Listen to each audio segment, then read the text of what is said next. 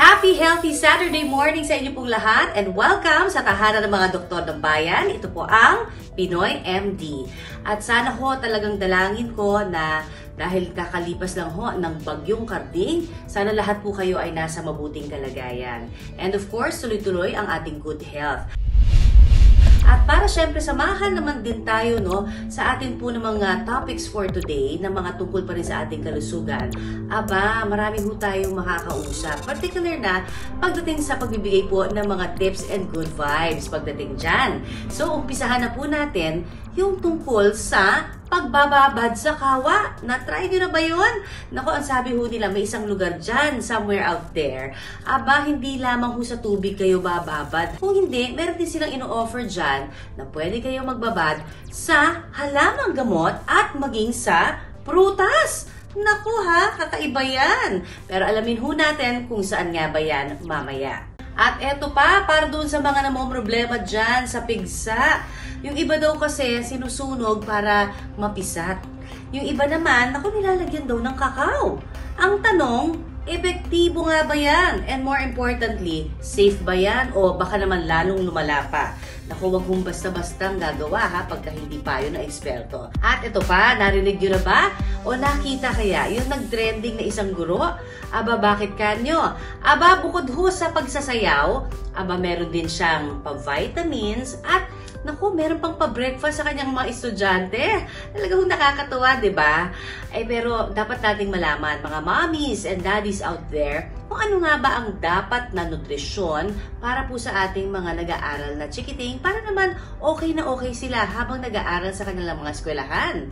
At sa mga nagbubuntis dyan, narinig nyo na ba yung salitang suhi?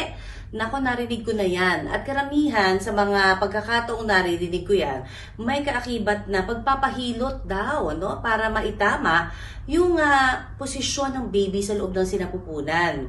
Aba, bago ho ninyo ipagawa yan, ang tanong muna natin dapat sa ating mga eksperto kung ito ba ay ligtas para sa inyong pregnancy, lalong-lalo na kay baby. At mabuti na lang dahil ngayong umagang ito, sasamahan po tayo ng ating obstetrician gynecologist na si Dr. Q para sagutin ang inyong mga katanungan tungkol sa pagbubuntis and other health concerns. Kaya lahat ng yan abangan sa aming pagbabalik dito pa rin sa And we're back dito pa rin po sa Pinoy MD. At syempre ngayong umaga ito, sasagutin na ni Dr. Q ang inyong pong mga health-related concerns na ipinadala sa amin via Facebook. Kaya eto na, good morning sa iyo, Doc Q! Good morning, Connie, at sa lahat ng mga kapuso natin na nakatutok sa atin ngayong umaga, magandang umaga din sa inyong lahat. Nako, na-miss kita, Doc Q, ha? Pero eto, trabaho muna tayo, ha? Dahil marami nang nagpadala ng kanilang mga questions for you. And to begin, ito ang tanong ng ating kapuso. Posible bang senyales daw ng ibang sakit ang madalas na pag-ihi sa gabi? Ang tanong na yan mula kay Lovely Rose Angeline. Posible yan, Lovely. Ang balisawsaw o yung madalas na pag-ihi sa gabi ay pwedeng maging simptoma ng urinary tract infection o kung may abnormality doon sa pantog o sa urinary bladder ng isang tao. Pwede rin na kung sa mga babae yan ay may mga bukol doon sa loob ng uterus na tinatawag nating myoma. Pag lumaki yan ay naiipit na rin yung pantog o pwede rin yung mga ovarian tumors na lumalaki at ito ay nakaka-obstruct din sa dinadaanan ng ihi. Kaya ang isang babae ay magko-complain talaga ng balisawsaw. Eto pa, susunod na tanong mula naman sa ating mommy or mommy to be. Kasi ang tanong niya, Doc, masama ba daw na magbuntis agad-agad? 3 months old pa lang daw, ang kanyang baby. Mula yan kay Mingley Asidera Keyanko. Ang isang babaeng kapanganak lamang, lalo na yung within the first 3 months ng kanyang panganganak, ay pwede namang mabuntis. Kailang may problema dyan kasi hindi pa siya physically or nutritionally ready to get pregnant. So ang magiging problema dyan, ang baby magsasuffer yan, maliit ang size ng baby, tinatawag nating intrauterine growth restriction, kasi dapat during the time na kapanganak ng nanay ay magre-recover muna siya, kakain siya ng marami, syempre mag-alaga pa siya sa baby niya, may breastfeeding pa siya. So the best time for that particular woman to get pregnant would be about 2 to 3 years muna. So give yourself time to recover so that you will be ready for the next pregnancy, and that pregnancy will be healthy with a good outcome. O, ito naman, Doc, totoo ba raw na may kinalaman ang goiter sa hormones ng babae? Ang tanong mula naman kay Nora. Ang thyroid gland ay isang organ na nagkokontrol ng lahat ng organ systems ng isang tao. Kasama na doon ang metabolism. Ngayon, kung may goiter ang isang tao, ang tendency dyan, nag-hyperactive ang thyroid gland natin, nagkakaroon din ito ng epekto sa ibang organ systems, nag-overfunction din ang mga organ systems. Kaya pag mataas masyado ang thyroid hormones, tumataas din ang hormones ng ibang organ systems natin. Kaya totoo yan na ang thyroid gland or yung goiter ay may epekto yan sa hormones ng ibang parte ng katawan natin. And last but not the least, ang tanong, ano raw ba ang mga sintomas ng cancer sa reproductive system? Ang tanong na yan mula naman kay Myra Legaspi. Depende yan, Myra, kung anong parte ng reproductive system ang nakakaroon ng cancer. Kung sa cervix yan o sa kwelyo ng matres, ang earliest sign would be yung abnormal discharge na kung minsan may amoy yan o may bahid ng dugo, no? O kung minsan naman ay merong tinatawag nating post-coital bleeding na kung saan ang isang babae ay dinudugo pagkatapos ng pagtalik. Sa matres naman, kung may cancer naman doon sa matres, nagkakaroon din ng abnormal bleeding. Usually, lumalakas yung bleeding ng isang babae. Not only during menstruation, but even in between the menstrual cycles. Kung sa ovaryo naman yan, usually may mga intermittent or on and off pains sa side kung saan ovaryo ang naapektuhan. O di kaya pag lumalaki na rin yung bukol doon sa ovaryo ay naiipit na rin yung parte ng bituka o di kaya yung sa pantog, so nagkakaroon ng problem sa urination o di kaya sa sa bowel movement ng isang tao. Thank you so very much sa inyong lahat ng mga nagpadala po ng katanungan sa amin at syempre patuloy nagtitiwala sa Pinoy MD. And of course, thank you so much, Doc. As always, ikaw talaga ang aming ekspertong nilalapitan pagdating sa mga health concerns. So, ito sa aming pagbabalik, marami pa tayong pag-uusapan. Kaya naman, stay tuned. Pinipisil, hinahaplos-haplos, at iniikot-ikot. Papaano ba naman malapit na raw lumabas si baby? Pero ang siste, nakabaliktad pa raw ang posisyon ng baby sa tiyan ni Mami.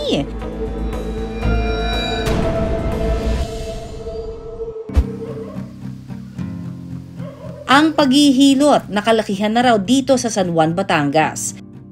Kapag suhi si baby, hilot po kasi na tinatakbuhan namin is may training naman po siya tungkol sa kung papaano o ano ang gagawin. Kami po ay natakbo doon sa manghihilot. Yan ay aming traditional na pagka may mga suhi ay silang doon namin dinadala. At sa awa naman ng Diyos ay naayos naman. Kapag buntis po, lumalapit kami sa hilot. Tapos aming pinapaayos yung bata pagkasuhi. Kapag suhi ang sanggol sa sinapupunan o yung nakabaliktad ang posisyon at nauuna ang paa, ang paniwala ng ilan, hilot is the key. Sa pamamagitan daw kasi ng hilot, napapaikot ang sanggol sa loob ng sinapupunan at nababaliktad ang posisyon, lalo na kung malapit na ang kabuuanan nito. Kaya nang magbuntis noon ang 20 anyos sa si Mary Joy, dalangin niya na huwag siyang masesaryan o CS. Kaya nang makumpirma niyang suhi ang kanyang pangalawang sanggol, tila rin daw bumaliktad ang kanyang mundo. Talagang kabado po, tsaka ako'y nag-aalala kasi hindi ko po alam kung in case na masesaryan ako, saan kami agad-agad kukuha ng pangbayad sa ospital. Nung mga naririnig-rinig ko lang po, kahit may PhilHealth, 50K pataas daw po, 52 ganun. Ginawa na raw ni Mary Joy ang lahat ng kanyang nalalaman para ang kanyang baby bumaliktad na. Hindi po ako natutulog ng nakatihaya, bali tagilid lang po, left and right. Tuwing gabi naman daw, kinukuha niya ang kanyang speaker para magpatugtog. Itinatapat niya ito sa bandang ibaba ng kanyang tiyan, sa paniniwalang susundan ng kanyang sanggol ang tunog nito. Pero kahit anong pilit, si baby ayaw pa ring umikot. Kaya naman, sinunod na ni Mary Joy ang payo ng mga matatanda. Nung nalaman ko po kasing suhi, marami po talaga nagsabi sa akin na ipahilot mo. Kaya yun po, nagpahilot po ako.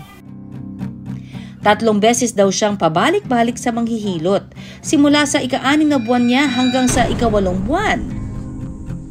Hindi naman daw nakaramdam ng takot si Mary Joy, kahit pa pinipisil-pisil at pinapaikot-ikot ang kanyang sinapupunan.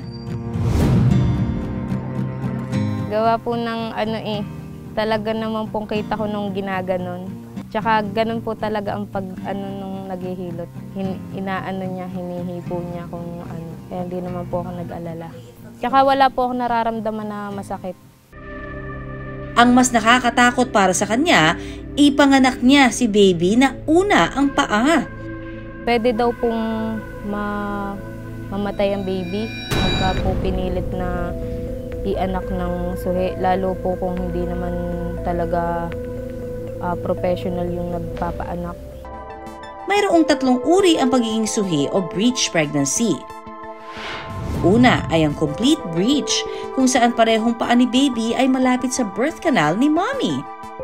Incomplete breech naman kapag isang paa lang ni baby ang malapit sa birth canal. Kapag parehong paa naman ni baby ang nakataas at malapit sa kanyang ulo, tinatawag itong frank breech. Ayon sa obstetrician gynecologist na si Dr. Burley Balita, delikado para sa sanggol kung ipinanganak itong una ang paa.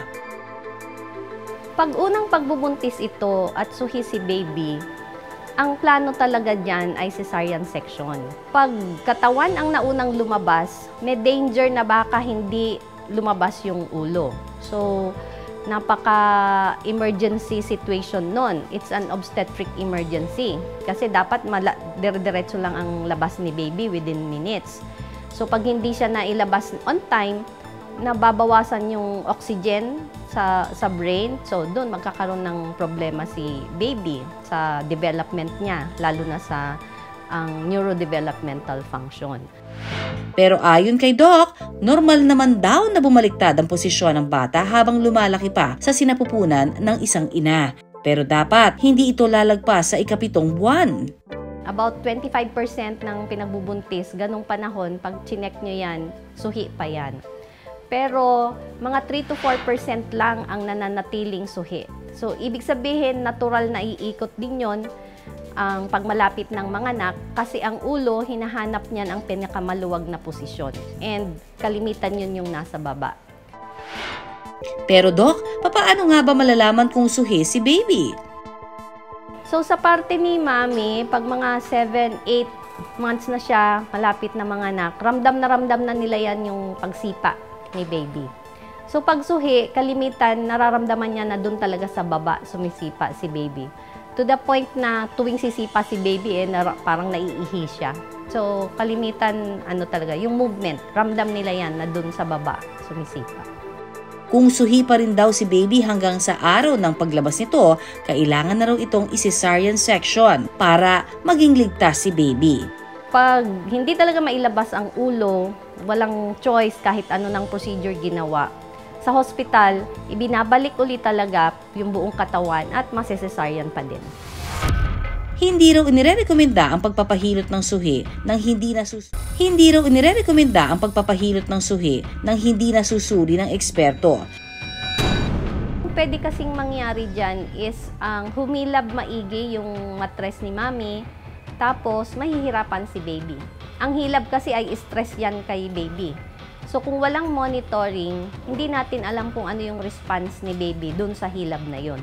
So hindi ko ma-imagine kung paano masisigurado ng hilot yon na okay nga lang na paikutin si baby. Kung okay yung mga kondisyon sa pagpapaikot, pwede namang gawin yon. Pero sa hospital setting, na naka-ready ang operating room, just in case na humina si baby, mapapaanak ka agad siya ng cesarean section.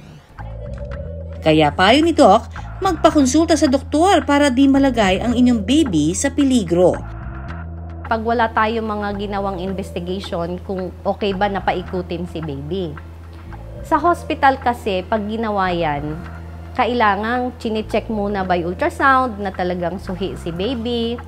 Okay ba yung panubigan para maluwag yung pag-ikot ni baby. Okay ang heartbeat ni baby, na hindi siya mahihirapan kung sakaling medyo may pressure na mai-squeeze yan si baby pag inikot. Sa kaso ni Mary Joy, Dinugo po ako tapos sabi po ng OB sa akin ay nadurog daw po ang inunan. Siguro iniisip ko din siguro sa pagpapahilot ko. Nadurog yung inunan, siguro kagaganon, nalamog siguro. Ika-8 ng Agosto 2021, laking pasalamat ni Mary Joy nang mailuwal niyang normal at ligtas ang kanyang pangalawang anak na si Baby Sabrina. Napaiyak din ako. Gawa ng, syempre po, nakaraos na, nawala na yung iniisip ko na baka suhi, na baka may diferensya. Mariing paalala ni Doc, hindi lahat ay nakaliligtas sa peligro tulad ng anak ni Mary Joy. Yung posisyon, lokasyon ng inunan, hindi pwedeng nasa ibabaw yun ni baby o kaya nasa mababa na posisyon kasi baka duduguin. So maraming kondisyon na kailangang makita bago paikutin si baby. Kaya tandaan, hindi lahat ng nakasanayan tama. Dahil bali-baliktarin mo man ang mundo, ang kaligtasan ni baby dapat lang ipagkatiwala sa mga eksperto. Sa bakura na ito na mag-asawang sina Elaine at Alvin Abastilla sa Tayabas sa Quezon Province, umaga pa lang, inihahanda na ang mga tubig sa naglalakihang mga kawa, tsaka isinasalang sa apoy. Hindi para paglutuan, kundi para daw pagliguan.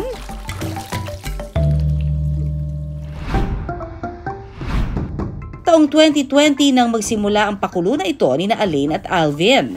Dahil hilig nila ang mag-travel, naengganyo silang gayahin ang Kawa Bath na nakita nila nang minsang magbiyahe sila sa Bali, Indonesia. Pag po mga may extra time kami, nagta-travel po kami at na-experience po namin yung mga kakaibang relaxation po para sa atin po. At saka ang asawa ko po kasi ay mahilig sa nature, mahilig sa halaman, pagtatanim, kaya po nagkaroon po kami ng concept na ganitong relaxation po and spa. Nagsimula raw sila sa 2 kawa. Hanggang po yung mga family namin, friends po namin, mga kakilala, sila na din po mismo nag-request na bakit hindi dagdagan. Minsan po kinakapos na po kami sa kawa, yung pong time, nahihiya na kami po na naghihintay sila. So nag-ano po kami na dagdagan natin ng 3 pa. So nagdagan natin ng 2 pa hanggang pong naging 8 na po sila. Ang tubig sa Kawa Bath may init na umaabot ng hanggang 42 degrees Celsius. Ito naman po yung nag-a-adjust namin kasi bago naman po ito maisalang sa aming guest, pinapa-temp naman po namin. So may temperature din po kaming nilalagay, pero minsan meron po tayong guest na hindi gustong mainit. So kami na lang po ang nag-a-adjust kung gaano kainit ang gusto mo. Ang init ng Kawa Bath tulad daw ng init ng pagmamahalan na mag-asawang sina Chichi at Ronald. At dahil sakto ang lamig ng panahon, dito nila naisipang i-celebrate ang kanilang 23rd wedding anniversary. How sweet! My daughter, yung anak ko, siya yung nag-setting dito ng for surprise for our anniversary. Refreshing, kakaiba, niluluto ka. Mainit, masarap yung tubig. At saka yung gatas, alis stress. Ayon kay Dr. Sun, mainam daw sa katawan ang pagbabad sa mainit na tubig. It's more of parang relaxing effect. May mga iba namang pasyente, ginagawa nila yun kasi nangangati sila, parang it soothes the itchiness. Pero paalala ni Doc, kapag masyadong mainit na po, pwede rin pong masunog yung balat natin or magkaroon na po tayo ng tinatawag na thermal burn, no? But wait, there's more! Dahil ang mainit na tubig, may kasama ring halamang gamot. Ang sangkap na ginagamit po namin dito sa Kawa Hot Bath is medicinal leaves and flowers. Ito po rin ay nanggagaling sa mismong bakuran po namin. Dahil ito po yung mga tanim po namin, so hindi na po kami kailangan bumili sa labas. Ang kanilang Kawa Bath, mayroon ding dahon ng alagaw na sinasabing nakakagaling raw sa mga kati-kati. May kasama rin itong dahon ng lagundi na para naman daw sa sipon at ubo. Dinagdagan pa ng oregano na isa raw natural antibiotic. At damong Maria na maaari raw makatulong sa blood circulation at nakakapagpa-boost pa ng energy. Kaya naman, perfect ang pagluluto. Pagbababad ng 66 anyos na si Nanay Lourdes Chavez mula sa Lucena. Basta naman pakiramdam sa katawan. Parang ayoko nang umalis dito. Mabango pati, oh. Amoy herbal talaga ang tubig. Pero ang tanong, epektibo pa rin ba ang mga halamang gamot kapag ipinaligo na? Baka po kasi merong allergic reaction yung ibang tao kapag in contact with those. Kailangan talaga kumonsulta muna sa doktor bago po magsagawa ng mga ganang hot bath. Pero kung gusto mo naman daw na mas relaxing na kawa bath experience, pwede ka rin daw maligo sa gatas.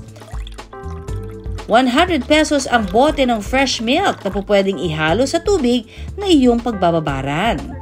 Ito po ay nagpapaganda at nagre-rejuvenate ng kutis. Ito po ay maganda para po maging smooth ang skin pa rin.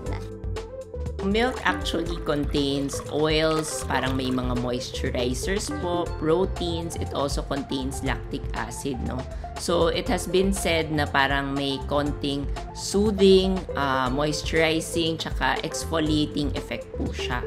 Pero, hindi rin po kasi ito para sa lahat ng tao. May mga iba po, lalo na yung mga iba na may milk allergy po. Pwede pong mas lumala yung kondisyon nila sa balat.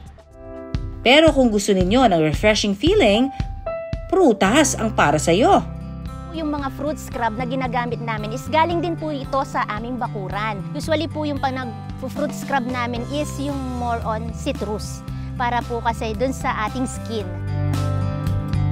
Habang nakababad sa kawa bath, ikuskos ang citrus fruits tulad ng lemon at dalandan sa ating mga balat.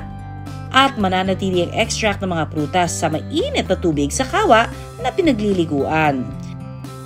Mga citrus fruits po kasi, they contain citric acid. And then apples contain malic acid. So these are mild fruit acids. Since acids po sila, it's more of an exfoliating, brightening effect. Pero there are limitations. Ang taglay na vitamin C ng lemon at dalandan nakatutulong sa pagpaproduce ng collagen na dahilan kung bakit nagiging firm ang ating balat.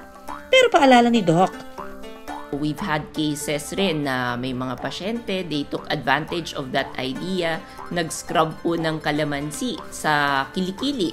So, ang nangyari po is nasunog po yung balat, nagkaroon po ng irritation, pangangati, and then nangitim po in the long run instead of yung brightening effect na hinahabol po nila. Ayon sa eksperto, ang kawa bath pwede raw for all ages. Enjoy raw dito pati ang mga chikiting. Relaxing talaga. Kasama din yung dalawang bata, nag-e-enjoy. Kaya naman ng dalawang bata. Tsaka may iba yung amoy, maganda, mabango. Kung hindi naman trip ang magbabad ng buong katawan sa kawa bath, maaari ring subukan ang kanilang foot spa, kung saan ibinababad ang paa sa tubig na mayroong ding flowers and herbal plants extract. At kung gusto pang i-level up ang relaxation, pwedeng subukan ang full body massage sa kanilang native Nipa hut. Ang massage po namin dito ay traditional hilot dahil po ang mga masahista po namin dito ay taga dito din po. Sila po yung nag-originate po dito sa Barangay Hibangan na maalam sa traditional na pamamaraan ng pagmamasahe. Walang sino man ang makaliligtas sa problema ng buhay.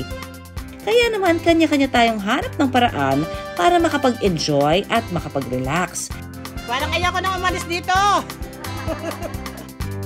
Laging tandaan, anuman ang ating pinagdaraanan, laging alagaan ang ating kalusugan. Para ang mind and body, always healthy.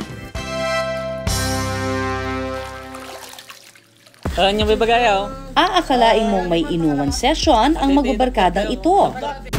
Habo kasi ng lalaki ang isang bote. Pero imbis na syumat ang kanyang inilabas, lighter. Habang ang mga kabarkada, hinawakan ang isa pa para hindi makawala. Sabay, ang akalang inuman, Operation Pigsa pala.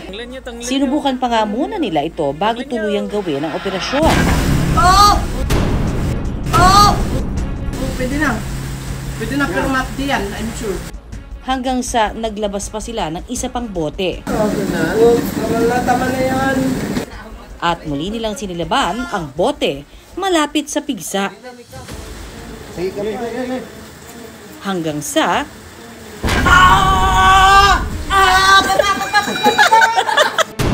maalis nga kaya ang kanyang pigsa. Ang concept lang ng pag-treat talaga ng pigsa is dapat ma-take out mo or mailabas mo yung nasa loob.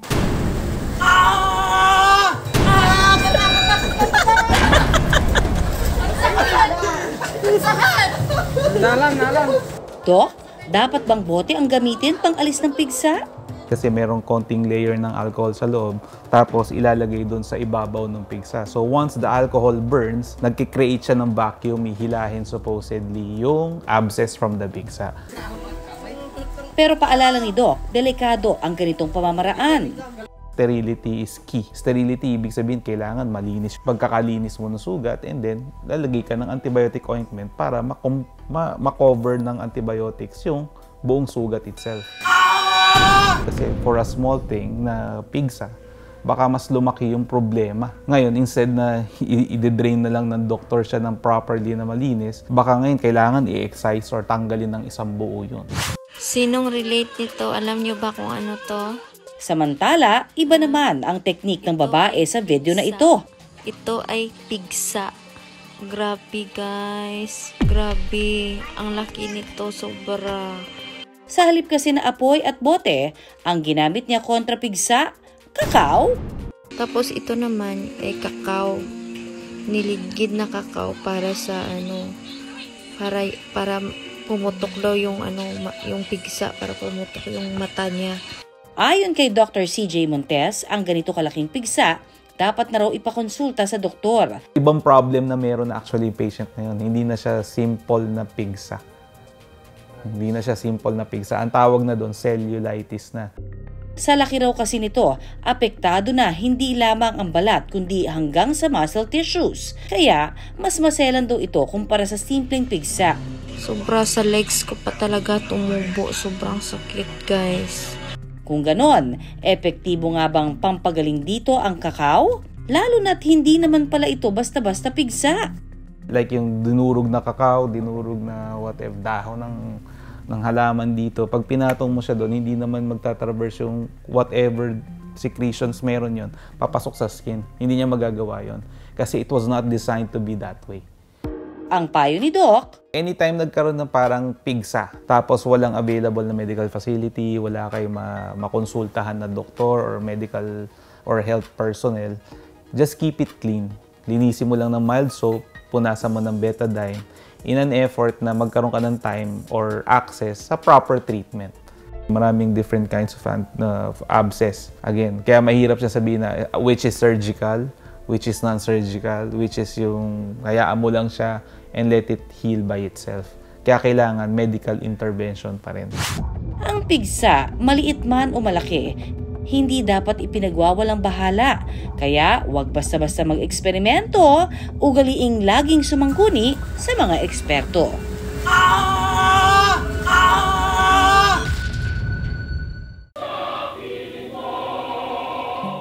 Ngayong back to school na ang mga kids, back to work na rin ang ating mga teacher sa pagbibigay ng kaalaman.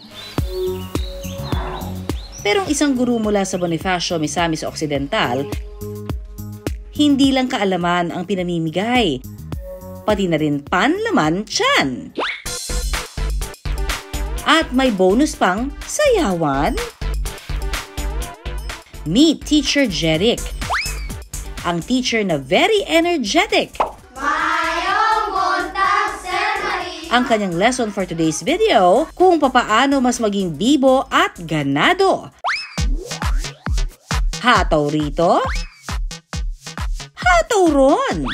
Si Teacher Jeric hindi lang sa paghataw magaling. Dahil tuwing umaga bago magsimula ang klase, binubusog niya rin ang mga chikiting ng masusustansyang pagkain. Ginagawa ko po itong palibreng pagkain para sa aking mga bata dahil it's not only the responsibility of every teacher to provide intellectual quotient or yung knowledge, but also he or she should provide the energy for his children to be active during the lesson activities. Kasi I believe na kahit na napaka-effective mong magturo sa loob ng classroom, pero kung walang laman ang kanilang tiyan, ay hindi talaga magiging effective yung pagtuturo mo. Dahil daw sa lagay ng kanilang lugar, minsan ang mga bata pumapasok ng walang laman ang sikmura. These children are living in the mountains and I observe na everyday wala silang baon, yung mga baon nila walang mga partner na pagkain. That's why I really initiated this one every morning para first subject pa lang, meron na silang 100% energy to support the learning and teaching process. May nilagang itlog at tinapay na, may chocolate milk drink pa. Ayon sa isang nutritionist dietitian na si Macy Lopez, ang nilagang itlog mataas sa protina na mainam para sa ating muscles and bones. Ang tinapay naman, rich in complex carbohydrates na makatutulong magbigay ng energy. Habang ang gatas sa chocolate milk drink, rich in calcium for strong bones. So mga pagkain ito, nakakatulong sila sa bata dahil kailangan ng bata ang go, grow at glow foods na nagpapatakbo ng buong proseso ng katawan, hindi lang utak, pati yung physical activity nila. But wait, there's more! Bukod sa simpleng almusal, si Teacher Jeric may pa-vitamins pa. Ang immune system natin nangangailangan ng vitamins for repair at protection. So yun yung nakakatulong sa kanya. Habang bata, gusto raw ipakilala ni teacher ang pagkain ng masusustansya. Kapag meron akong pinapasagot sa kanila, kapag tama yung sagot nila, magbibigay ako ng pagkain. Pinapa-expose ko sila at the same time to eat yung mga unusual na mga pagkain o mga gulay. Namomotivate na din sila kasi they got the importance of eating or taking those vegetables. Mahalagang kumain ng almusal bago pumasok sa klase ang mga bata. Ito yung pinagkukunan ng lakas ng mga bata, even adults. Lalo na sa mga bata na nag-aaral, kailangan nila yun for focus and attentiveness nila sa klase. Dahil face-to-face na ang mga kids, face-to-face na rin sila sa mga posibleng sakit. Aside sa vaccine, magandang protection or pang-boost ng immune system ng tao is talagang galing sa pagkain. Kung enough yung nutrients na kinakain ng bata, may iwasan niyang magkaroon ng sakit. Kung walang laman ang tiyan, wala ring energy para makapag-focus sa pag-aaral at makisalamuha sa ibang tao. Common problem sa mga batang hindi nag-aalmusal, mahina ang kanilang focus pagdating sa klase. Dahil nga ang sikmura nila ay empty, dun sila nakafocus sa gutom nila. Plus, dahil wala silang kinain, kumbaga wala silang energy or fuel sa maghapon para patakbuhin yung energy na kailangan ng utak nila. Kaya mga mommies at daddies, pagdating sa mga pagkaing ihahain sa ating mga chikiting, importante tandaan na dapat ang isang pagkain o isang baon ng bata ay kompleto sa GO, sa carbohydrate, GLOW, meaning may gulay or prutas, at GROW foods na merong protina, pwedeng isda, chicken, or karne. So dapat laging yung mga components na yun, merong 2 or 3 or kompleto sila sa isang baon ng bata. At syempre, iwasang magpabaon ng junk food at mga pagkaing sobrang tamis. Ang pagbibigay ng pagkain ni Teacher Jeric sa kanyang mga estudyante, tila ginagawa niyang tradisyon. Nagpapasalamat din ako sa Panginoon dahil binigyan niya ako ng opportunity to sustain this kind of advocacy. Proud na proud po ako sa aking estratehiya dahil ito yung isa sa mga paraan na makapag-motivate ako ng kabataan not only to study harder but also to foster good relationship sa akin. Kaya naman ang mga bagets, ganadong-ganado sa pagpasok sa eskwela. Gusto ko maging pulis. Lahat ng mamasamang tao, huliin ko. Gusto ko pong maging mayor. Boto niyo po ako ngayong eleksyon. Gusto ko pong maging nurse. Pasyente nga, kaya kong batayan. Ikaw pa kaya? Gusto ko pong maging guro. Good morning, class. Ayos yan, mga bata! Are you ready? Sir, yes, sir! Sa tulong ng mga gurong tulad ni Teacher Jeric, abutin ninyo ang inyong mga pangarap, one healthy meal at a time. Nakaisang oras na tayo ng masaya at makawalang kwentuhang pangkalusugan. Ang bilis ng oras, di ba? Pagka masaya tayong lahat. Kaya ako, dalangin ko, stay healthy and happy and of course safe sa mga panahon po ito. God bless you everyone. Ito po ang inyong kaagapay sa kalusugan. Connie Season, nagpapaalala na iisa lamang ho ating katawan, kaya dapat lamang natin itong pangalagaan. At ako naman ang inyong obstetrician gynecologist, si Dr. Q. Tandaan, unahin ang kalusugan at lagi pong tumutong dito sa programa kung saan kayo. At ang inyong kalusugan, ang laging number 1, dito pa rin sa nag-iisang tahanan ng mga doktor ng bayan. Ito po ang Pinoy MD.